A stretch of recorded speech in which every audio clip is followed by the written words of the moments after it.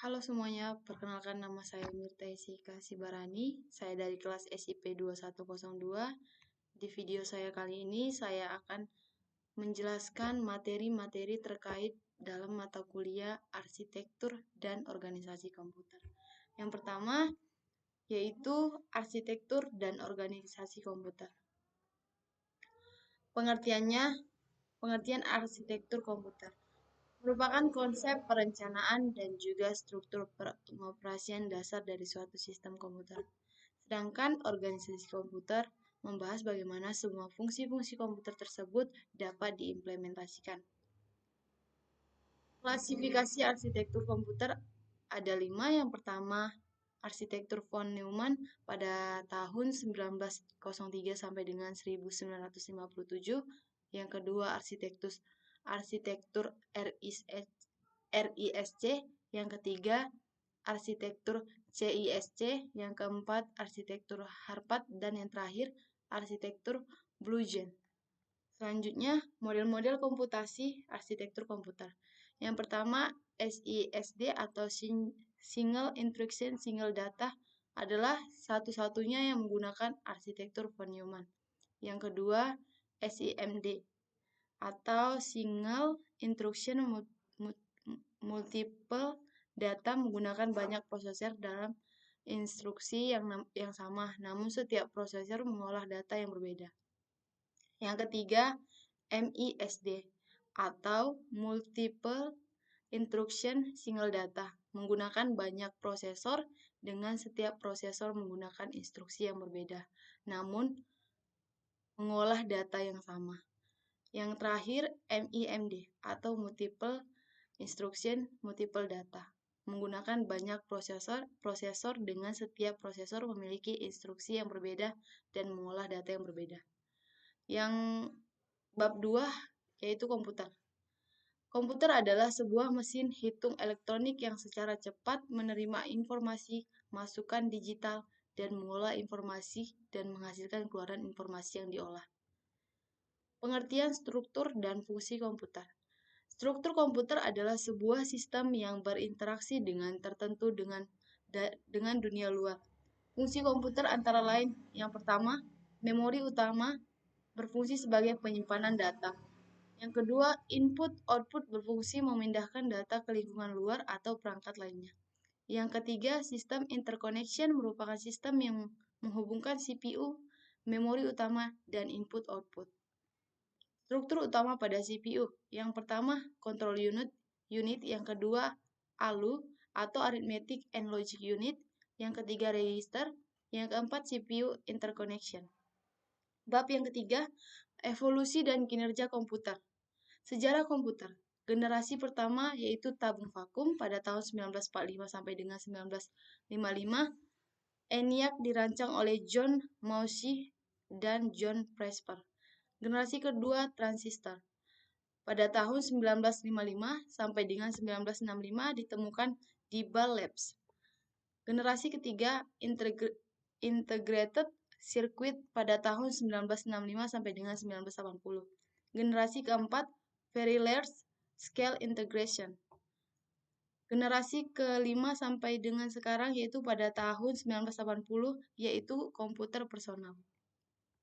Contoh evolusi komputer adalah kelompok komputer Pentium Intel dan PowerPC. Alasannya adalah komputer Pentium Intel mampu mendominasi pasaran dan secara teknologi menggunakan rancangan CISC dalam arsitekturnya. Bab 4, Central Processing Unit atau biasa disebut dengan CPU. Pengertian CPU merupakan perangkat keras komputer yang memiliki tugas untuk menerima dan melaksanakan perintah dan data dari perangkat lunak.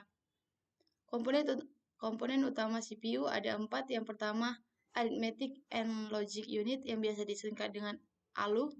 Yang kedua, Control Unit. Yang ketiga, Register. Yang keempat, CPU Interconnection.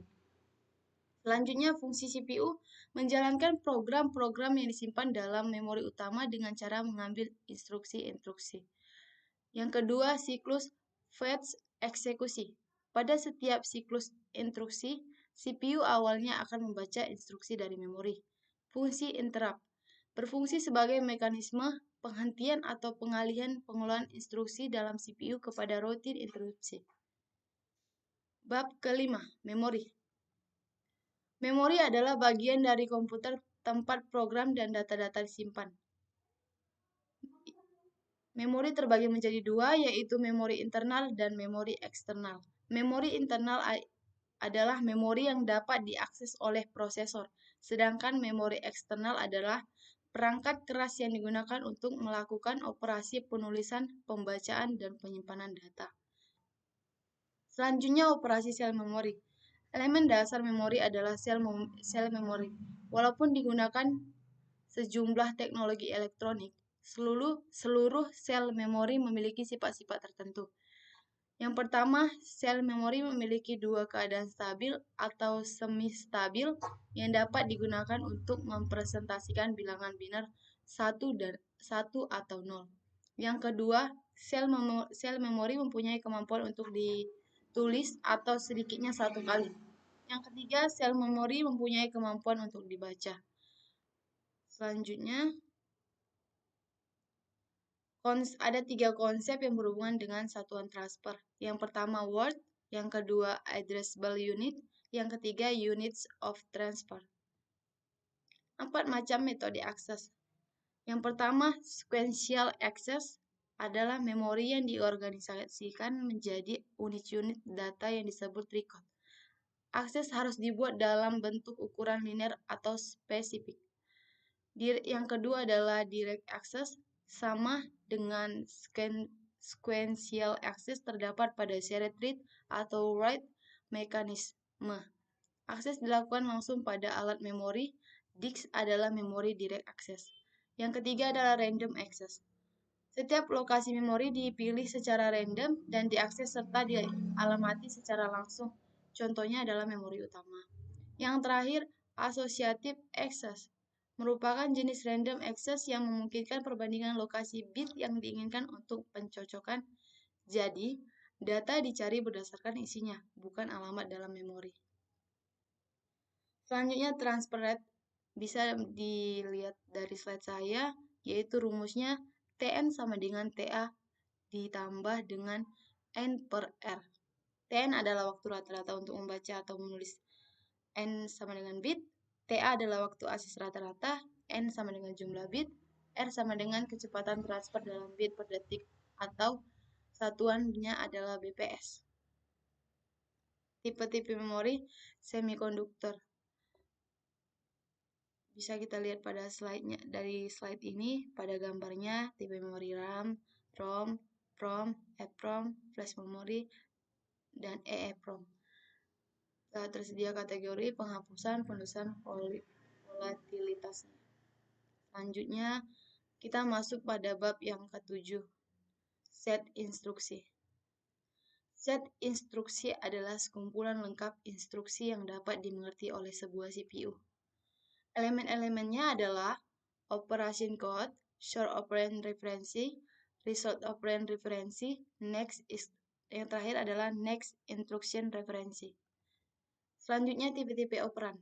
Yang pertama address, yang kedua number, yang ketiga characters, yang keempat logika.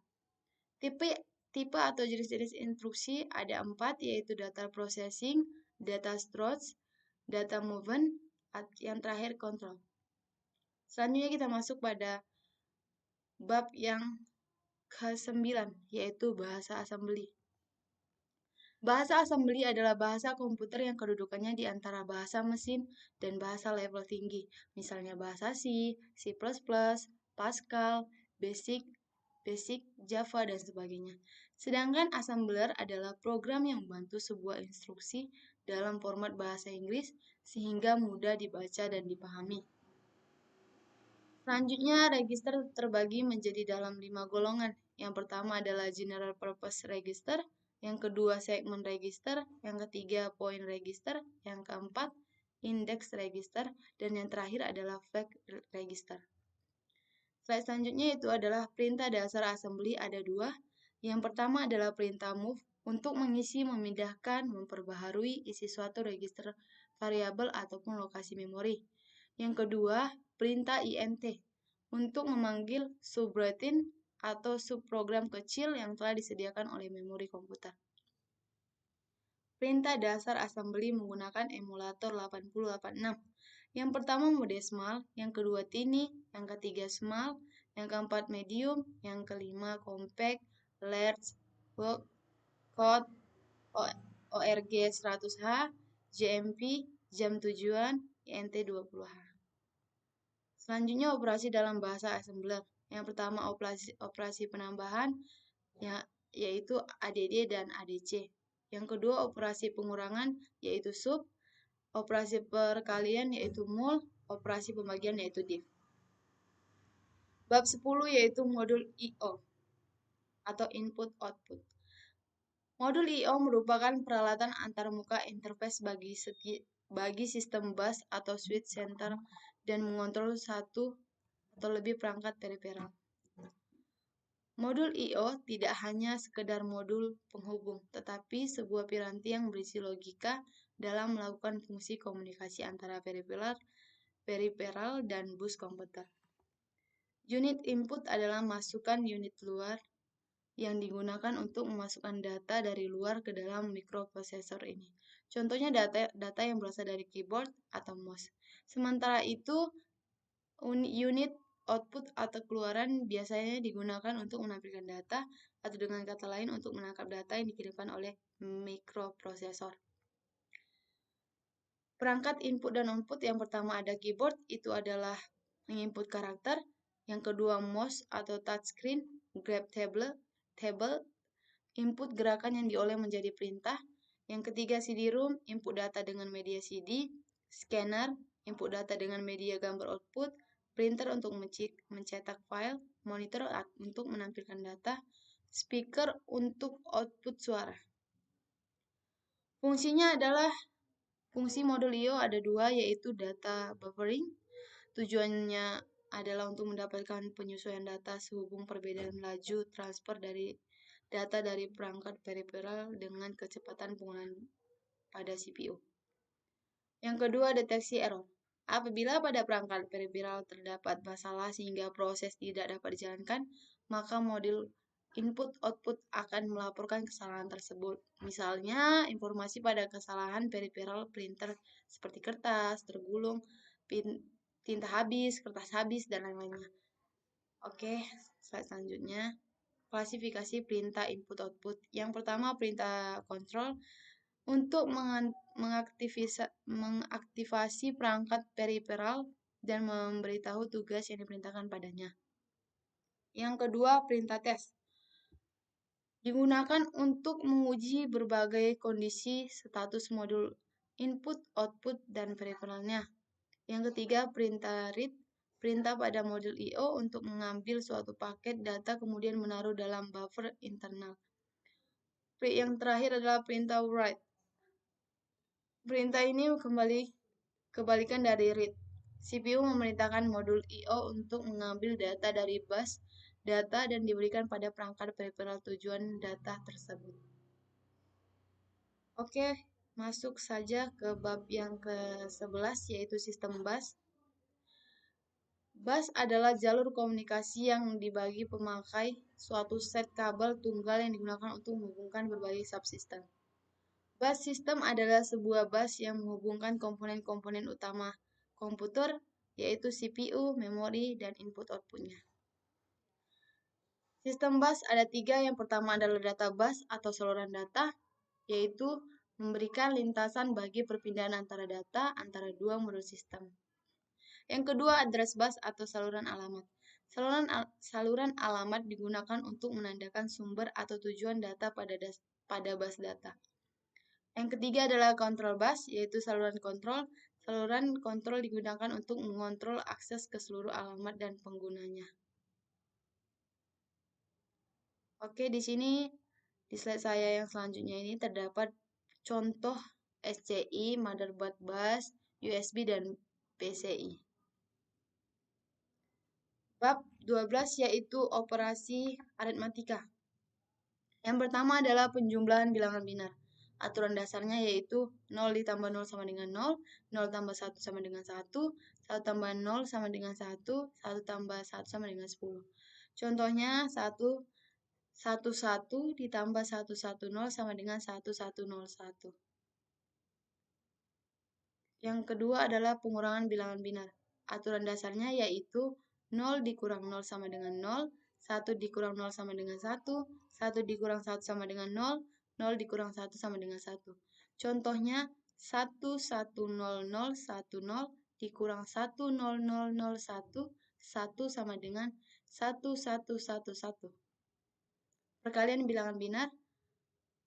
Yang ketiga adalah perkalian bilangan binar. Aturan dasarnya 0 dikali 0 sama dengan 0, 1 dikali 0 sama dengan 0, 0 dikali 1 sama dengan 0, 1 dikali 1 sama dengan 1. Contoh, 111 dikali 101, hasilnya adalah 1000011. Pembagian bilangan binar. Aturan dasarnya yaitu 0 dibagi 1 sama dengan 1, 1 dibagi 1 sama dengan 1. Contohnya, 110010 dibagi 101, hasilnya adalah 1010. Selanjutnya, bab 13, sistem operasi. Cara kerja sistem operasi yaitu pengguna, aplikasi, sistem operasi, dan perangkat keras. Sistem operasi adalah perangkat lunak sistem yang bertugas untuk melakukan kontrol dan memanajemen perangkat keras serta operasi-operasi dasar sistem seperti program-program pengolah data dan lain-lain. Macam-macam sistem operasi ada dua, yaitu komputer dan smartphone. Yang terdapat pada komputer adalah DOS, Windows, Linux, Mac OS. Kemudian yang terdapat pada smartphone adalah Java, Symbian, BlackBerry, Android, dan iOS. Cara menghitung kecepatan prosesor. Yang pertama, dapatkan spesifik prosesor Anda termasuk FSB dan pengganda kecepatan bus terdaftar pada 800 MHz dan rasio bus atau inti multiplier adalah 11. Langkah yang kedua, hitung FSB untuk CPU Intel dengan rumus FSB sama dengan FSB atau nominal per 4. Kemudian, nominal diberikan dalam spesifikasi pabrikan dalam contoh, yaitu FSB sama dengan 800 MHz per 4 sama dengan 200 MHz. Langkah ketiga, hitung kecepatan CPU menggunakan rumus berikut, yaitu kecepatan CPU sama dengan FSB dikali multiplier. Dalam contohnya, kecepatan CPU 200 MHz dikali 11 sama dengan 2200 MHz sama dengan 2,2 GHz. Selanjutnya, perhitungan kecepatan RAM. Di sini telah ditampilkan pembacaan kecepatan RAM memori dengan menggunakan aplikasi CPU-Z. Yaitu pembacaan kecepatan memori akan menunjukkan jumlah variabel yang cukup menentukan kecepatan dari sebuah memori, umumnya adalah frekuensi memori dan timing memori tersebut. Pada gambar di samping, ukuran RAM kadang bisa juga menentukan kecepatan sistem, namun dalam banyak skenario pemakaian umum yang bisa dijumpai sehari-hari, ukuran RAM 8-16 GB umumnya sudah memenuhi kebutuhan sebagian besar pengguna PC, sehingga frekuensi dan timing memori ini bisa jadi lebih baik penting dari ukurannya, kecuali untuk skenario pemakaian khusus. Dalam tampilan gambar di samping, telah terlihat type pada prosesor, size-nya, dan RAM frekuensinya. Kita bisa lihat menggunakan aplikasi CPU-Z. Kemudian bab yang ke-14 yaitu bab terakhir, penjadwalan prosesor. Konsep dasarnya yaitu penjadwalan CPU didasarkan pada sistem operasi yang menggunakan prinsip multiprogramming. Dengan cara mengalihkan kerja CPU untuk beberapa proses, maka CPU akan semakin produktif. Yang kedua, pada multiprogramming selalu akan terjadi beberapa proses berjalan dalam suatu waktu. Sedangkan pada unit programming, hal ini tidak akan terjadi. karena hanya ada satu proses yang berjalan pada saat tertentu. Preemptive scheduling. Ada 4 keadaan yang menjadi pertimbangan bagi penjadwalan oleh CPU, yaitu pada saat proses berpindah dari keadaan running ke waiting, pada saat proses berpindah dari keadaan running ke ready, pada saat proses berpindah dari keadaan waiting ke ready. Yang keempat, pada saat proses berhenti. Rumus TAT, yaitu turn around time sama dengan waktu eksekusi ditambah waktu menunggu. Kemudian rumus AWT adalah AWT sama dengan jumlah proses waktu tunggu per banyak proses. Selanjutnya algoritma penjadwalan. Yang pertama adalah first come first served scheduling atau yang disingkat dengan FCFS. Yang kedua shortest job first scheduler atau SJF, priority scheduling, round robin scheduling, multi-level queue scheduling, multi-level feedback queue, two-level scheduling. Kemudian contoh dari first come first served scheduling. Proses yang pertama kali meminta jatah waktu untuk menggunakan CPU akan dilayani terlebih dahulu. AWT dari algoritma ini cukup besar. Misalnya ada 3 proses, yaitu P1, P2, dan P3 yang meminta layanan CPU sebagai berikut. Proses P1, P2, P3, burst time-nya 2433. Kemudian kita dapat menggambarkan Gantt chart-nya, yaitu P1 pada keadaan 0, P2-nya 24, P3-nya yaitu 27 dan 30. Waktu tunggu yang diberikan untuk tiap-tiap proses terlihat pada tabel di slide saya, yaitu P1, P2, P3, waiting time-nya 0, 24, 27. Sehingga WT-nya sama dengan waiting time dijumlahkan seluruhnya, kemudian dibagi dengan banyak prosesnya. Hasilnya adalah 17 meter per second. Kemudian kita masuk ke shortest job first scheduler atau yang disingkat dengan SJF. Proses yang memiliki CPU burst paling kecil akan dilayani terlebih dahulu. Misalkan ada 4 proses. Yang pertama P1, P2, dan P3. P1, P2, P3, dan P4. Langsung saja, yaitu burst time-nya 6, 8, 7, 3.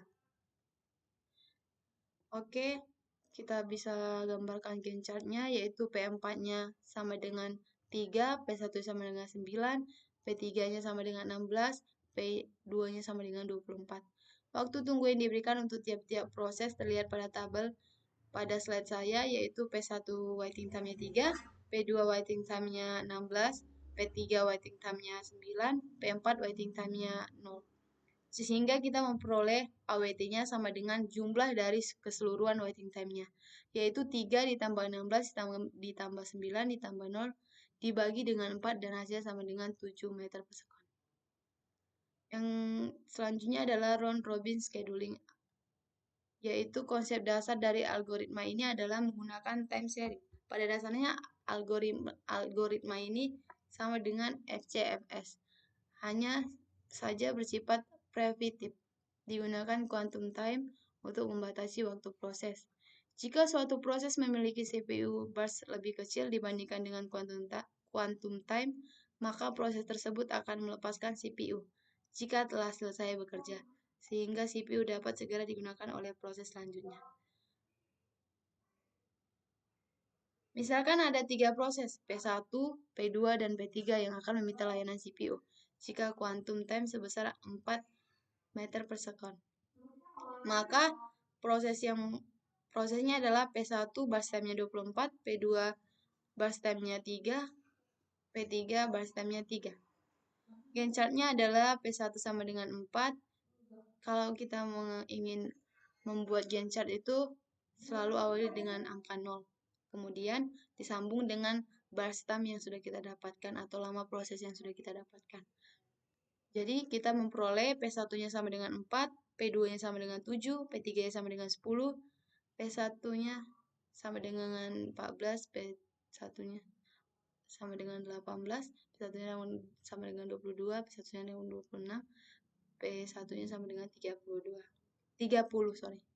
Waktu tunggu tiap-tiap prosesnya yaitu P1 sama dengan 0 ditambah 10 dikurang 4 sama dengan 6, P2 sama dengan 4, P3 sama dengan 7. Sehingga kita memperoleh AWT-nya sama dengan 5,66 meter per second. Oke. Kemudian kita menghasilkan gencat lagi yaitu P2 sama dengan 1, P5 sama dengan 6, P1 sama dengan 16, P3 sama dengan 18, P4 sama dengan 19. Waktu tunggu tiap-tiap prosesnya adalah P1 sama dengan 6, P2 sama dengan 0, P3 sama dengan 16, P4 sama dengan 18, P5 sama dengan 1. Sehingga kita memperoleh AWT dari penjumlahan dari seluruh waiting time, yaitu 6 ditambah 0, tambah 16, ditambah 18, tambah 1, dibagi dengan 5, hasilnya adalah 8,2 meter per second. Sekian video dari saya. Jika ada kata-kata yang salah, saya mohon maaf. Sekian dan terima kasih.